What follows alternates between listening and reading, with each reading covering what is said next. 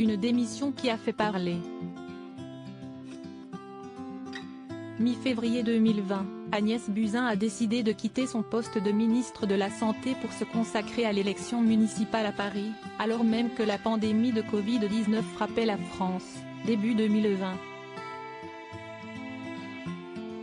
2 jours avant le scrutin, Agnès Buzyn avait pris la parole dans Le Monde, pour répondre aux critiques autour du timing de son départ, et aux accusations de réaction tardive de l'exécutif face au Covid-19.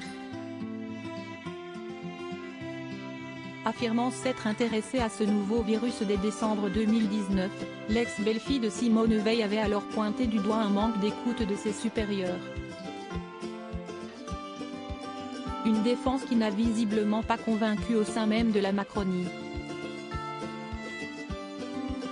Son histoire, je la trouve zéro crédible et zéro responsable, aurait indiqué Elisabeth Borne, en petit comité selon l'Express.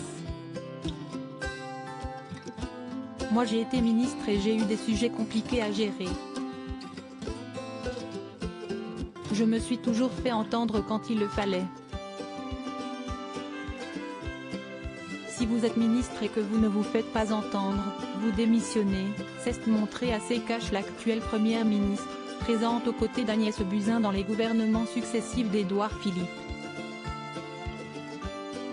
Découvrez les ministres du gouvernement Borne Elisabeth Borne et Agnès Buzyn, un destin politique différent en mars 2020, auprès du Monde, Agnès Buzyn affirmait être la première à avoir vu ce qui se passait en Chine dès décembre 2020.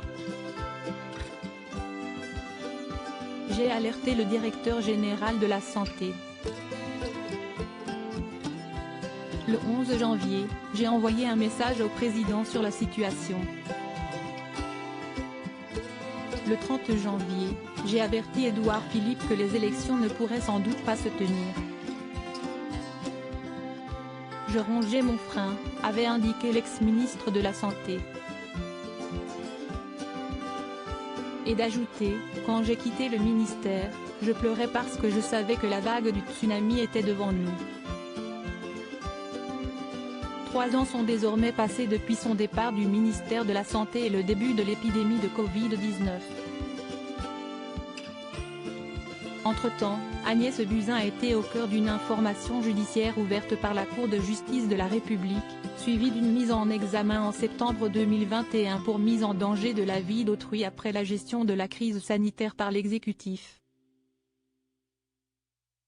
La Cour de cassation a finalement annulé sa mise en examen le 20 janvier 2023. Elle n'exerce désormais plus de mandat électoral, et est retirée de la vie politique. Au contraire de son ancienne acolyte au gouvernement, Elisabeth Borne, désormais bien installée à Matignon. Crédit photo, Stéphane Le Mouton.